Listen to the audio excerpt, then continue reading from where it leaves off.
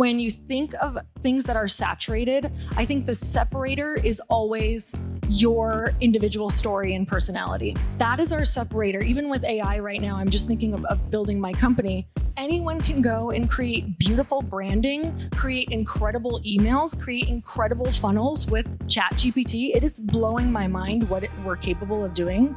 And I think that the separator in everything is going to be how much of a vulnerable, real community can you create? That will be your separator.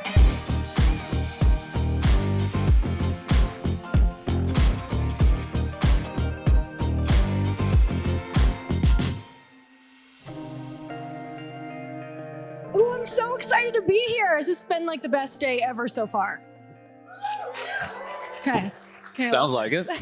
Well, very good. Well, I'm super excited to have you on the stage today. Lori's been with us a few times. She was in LA with us, and I think a few others. But so it's always good to have female entrepreneurs on this Aspire stage. Appreciate you coming out today. I'm always so crazy inspired, and I'm not going to lie. This like levels me up. I'm backstage like, what am I doing here? Okay. All right. We're going to do this. Yeah. So you've been an author, obviously a business owner. You guys you and your husband have a business together. If you don't mind, just so that those that maybe haven't had the chance to meet you or know you can kind of hear a little bit of your story. Can you just start back at the beginning? So instead of jumping into the business and all the success you guys have had, kind of take us back to the beginning. Like what started all of this? Well, I'll go back to the very beginning of just growing up in a really small town. Who from here is from a very small town who saw nothing like what we're seeing today? Okay, show of hands. Show me who is like, I couldn't have even imagined myself here. Okay, so I'm from a really small town in Upper Michigan. I was also raised in a religion where I went door to door every single week. So I lovingly call that now rejection therapy. Because it's weird how people didn't want to buy into Armageddon. But anyway, I converted exactly this many people in 18 years of being in that religion. And through that, I look back on that now and I'm so grateful for those times because I swear to you, that is where I built so much resilience is in all of those rejections. Anybody in like a massive rejection period right now? You're just in therapy. It's free. Life is giving you free therapy. It's wonderful. So when I turned 18, I ended up leaving that religion. Love my family so much, but I knew that there was something more for me. No clue what that was. But I also knew, because I grew up from an overweight family, that I really was intrigued by health and fitness. And at the time, you guys, there was no like Instagram, there was no Facebook. It was very much, if you wanted to be in the fitness space, you were like Jillian Michaels, or you were like in these like fitness competitions. And so that's the route that I went. And I started entrepreneurship because I not only wanted to get fit, but I also wanted to help other people transform. Now, this was a little bit of a barrier considering that I didn't graduate high school. And I actually, one of the reasons I got into fitness as well is it was one of the only industries that didn't ask you for a high school diploma. And so I found this little like gateway in. I was like, okay, I can do this. I'll be so good at it. And throughout the fitness journey, I really started that entrepreneurship journey. And from there, when I started a very small business in the basement of the lower level of a chiropractic center of a client who was an LA Fitness client, she said to me one day, she said, "Hey, Lori, I have this unfinished basement. I'm opening a new practice.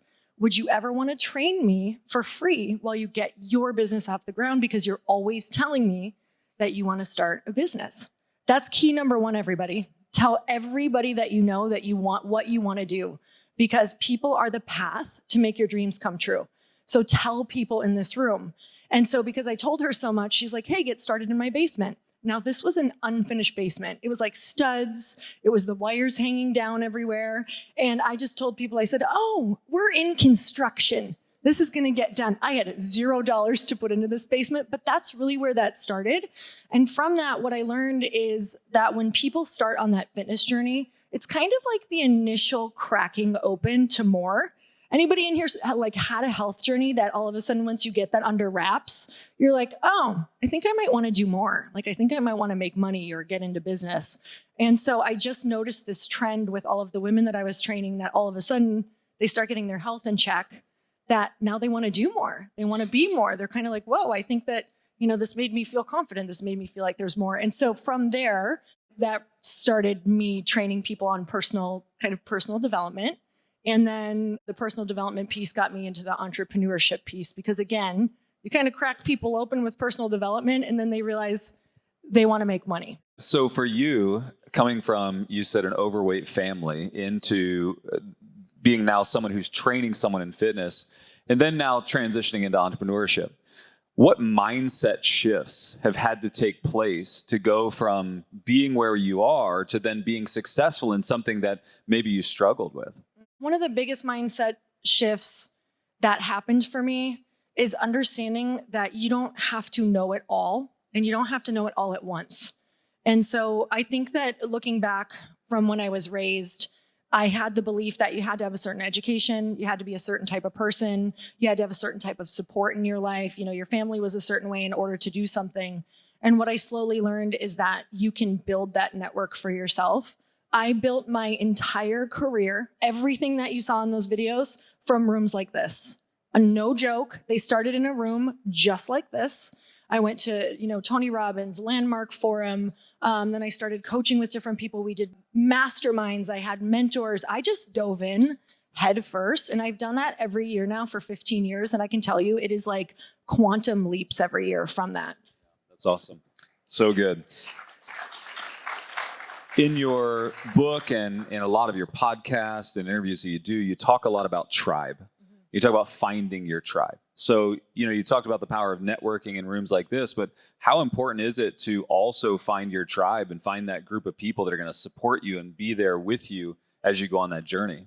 I mean, you guys know, because you have to be around the people in your industry if you want to get to the next level. You have to be around those people who are doing the really big things out there. You have to get in those rooms. You have to get in the rooms that not only normalize it, but you have to get in the rooms that make you really uncomfortable.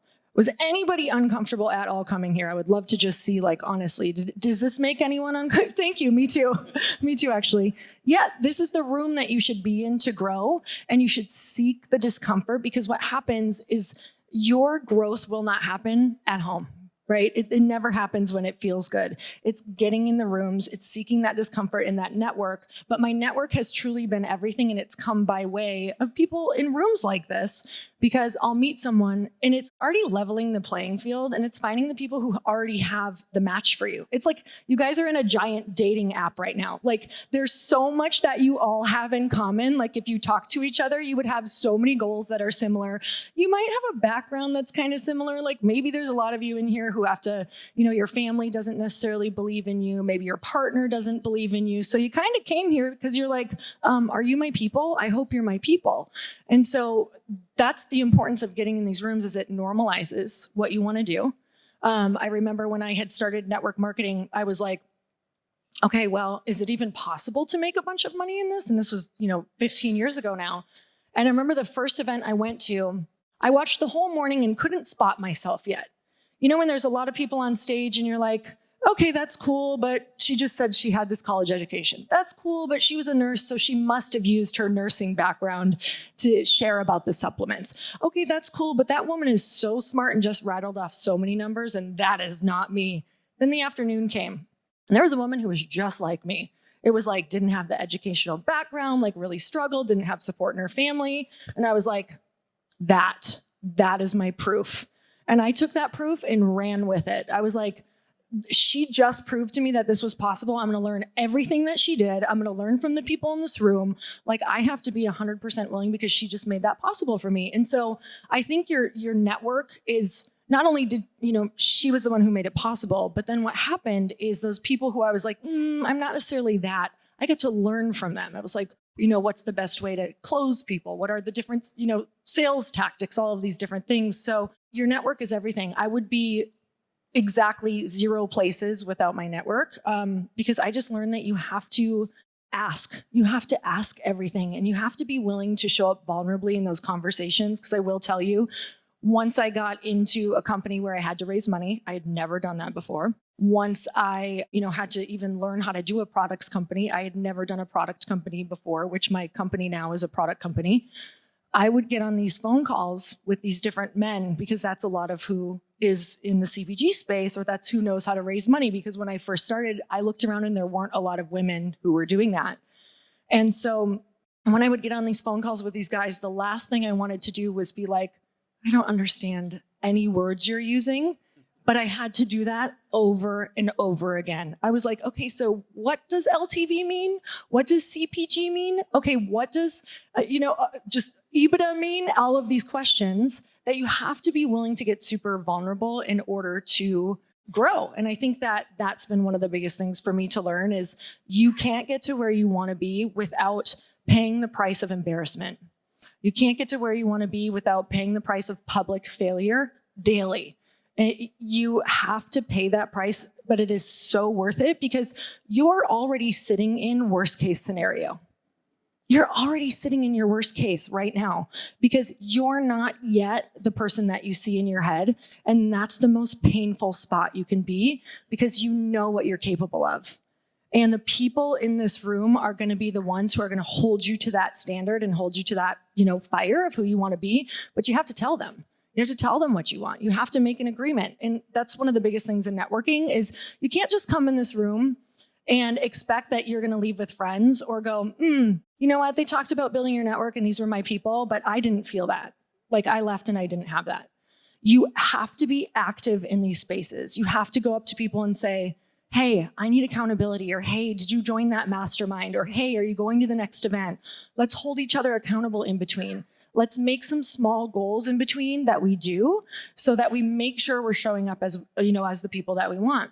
So when I'm in these spaces, I am looking for people. I am like that stalker who's like, okay, who do I think could actually like be my friend, or who's somebody on the same page as me who could exchange numbers and we could hold each other accountable. And that is going to be how you reach your goals. So you have to be really active in these spaces to build your network. Yeah, it's so good. I think sometimes we laud people that are innovative and they kind of like create success in spaces where no one else, exists. But you created success in an industry that is extremely overcrowded, right? Like you went into a red ocean scenario in health, wellness, fitness, and you crushed it. So what were some of the secrets? Like what did you do that helped you actually find success in an area that's so overcrowded? I mean, you're not going to like it. I just showed up every day, every single day, and didn't take a break. I'm even thinking about the places that I'm really challenged in right now. And I think we're all there. Like social media is it's always changing. And again, I'm finding myself in a space where I'm like, this sucks. Like we're back to like, how are we restarting, trying to figure out how to get even more engagement? And I think that when you think of things that are saturated, I think the separator is always your individual story and personality. Because in the fitness space, I had the realization that there was not a ton of people who were being super authentic about their challenges. And I just went for it. I was reading personal development books and I was like, you know what? On Facebook every single day, I'm going to write a post about how I actually feel this morning, but what I'm going to do instead. Like I have a podcast called Earn Your Happy, and I called it that. I've had it since 2016, but that concept like came into my head one day because I used to think that people were supposed to be happy, and that was making me depressed. Because I was like, wait, are we just supposed to be born happy? And so I dove really hard in the personal development space and the fitness space into being really vulnerable, like saying, okay, I know that people think I'm a fitness person, but I actually feel like depressed today. I feel really overwhelmed. I'm super like, me and my husband got in a fight because all I did on the walk was talk about my to-do list, and I didn't even look at him. And I was such a psychopath on the walk that he was like, I can't walk with you anymore because all you talk about is your to-do list and you're driving me crazy. And then I went down a whole path of saying, you're not compassionate. And this blew up into this massive fight. Like I was willing to share those things because I wanted people to know that this is what it really looks like on the path to building who you want to become. It's messy. It's ugly. You feel like a loser. You have anxiety. You might be doing these horrible habits that you have while you're out there, even when you first start, like maybe you're speaking about health and wellness and then I'm at my fridge, like binging on cookies. Like I just got so honest that I think there's a part of us that is our separator. Even with AI right now, I'm just thinking of building my company. In all honesty, like anyone can go and get a great formulation now because it's all on the internet. And anyone can go and create beautiful branding, create incredible emails, create incredible funnels with ChatGPT. It is blowing my mind what we're capable of doing. And I think that the separator in everything is going to be how much of a vulnerable, real community can you create? I think that's it. At the end of the day, that will be your separator.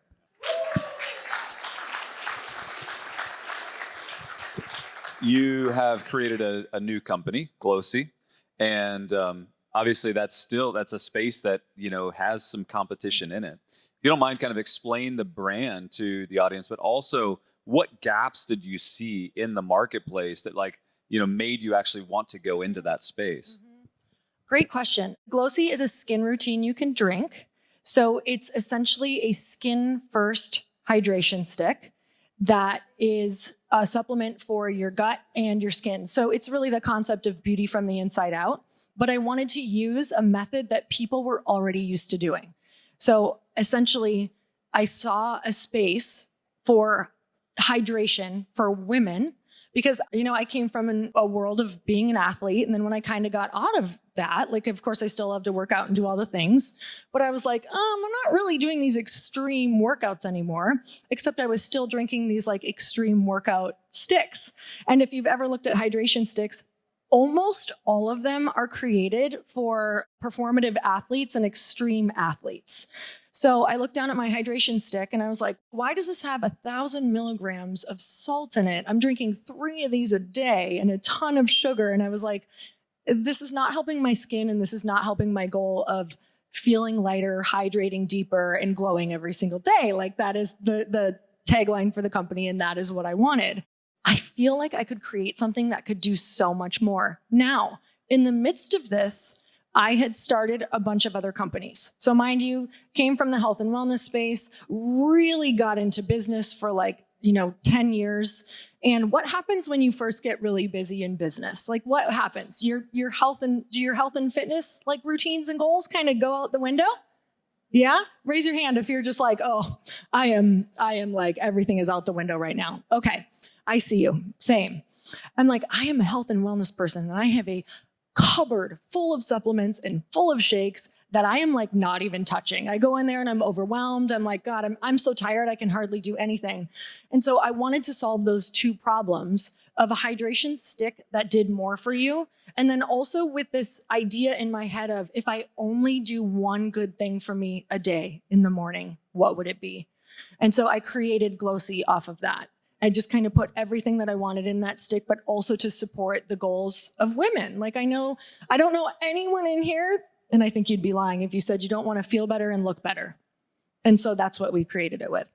It's awesome. It is an awesome product. If you haven't had the chance to check it out, make sure you guys check it out.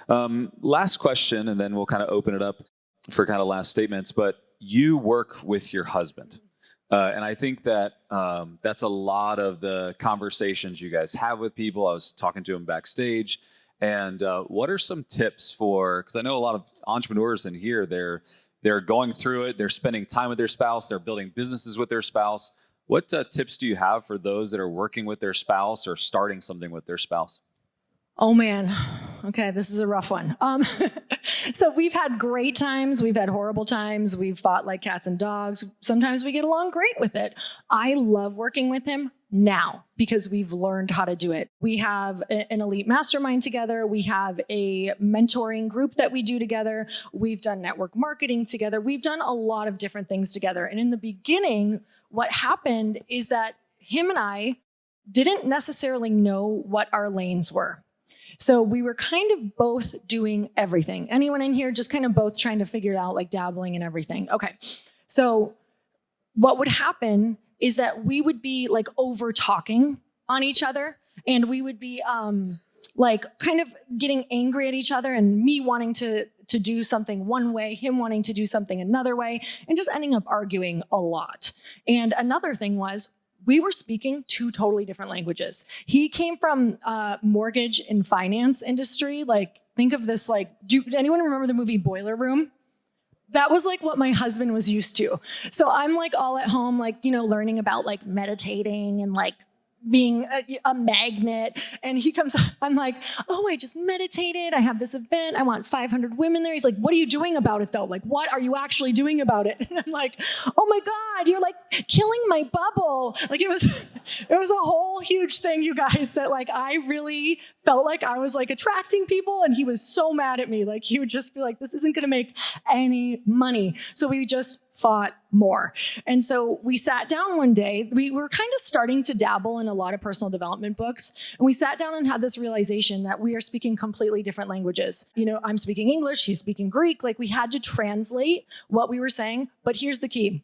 We had to actually sit and say what didn't work for us and what did work for us. So for me, when we were talking about finances, I would have to say, I need you to say it in this way and with this tone, because when you say it from a place of fear and when you say it from a place of like, we have to do this, it actually shuts me down.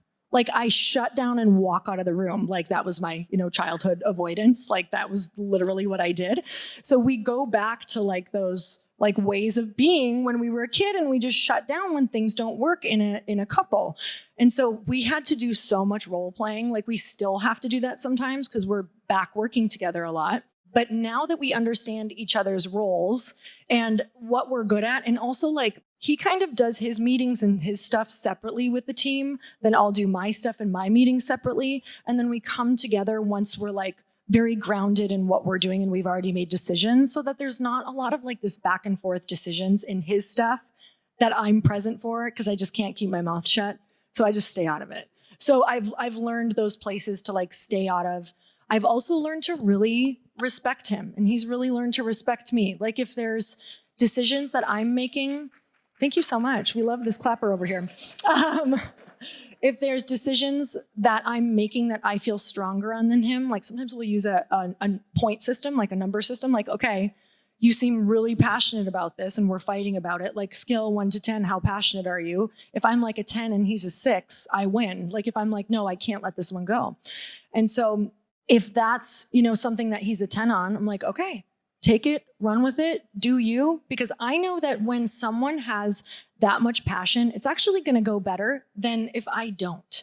Like if I'm just kind of like, okay, his passion is going to take that, even if I don't agree with how maybe he's doing a sales pitch, or maybe I don't agree with how he said something on stage. And I'm like, oh, that might have landed really bad with some people. I literally go, that's okay. Because there are so many different people in this room.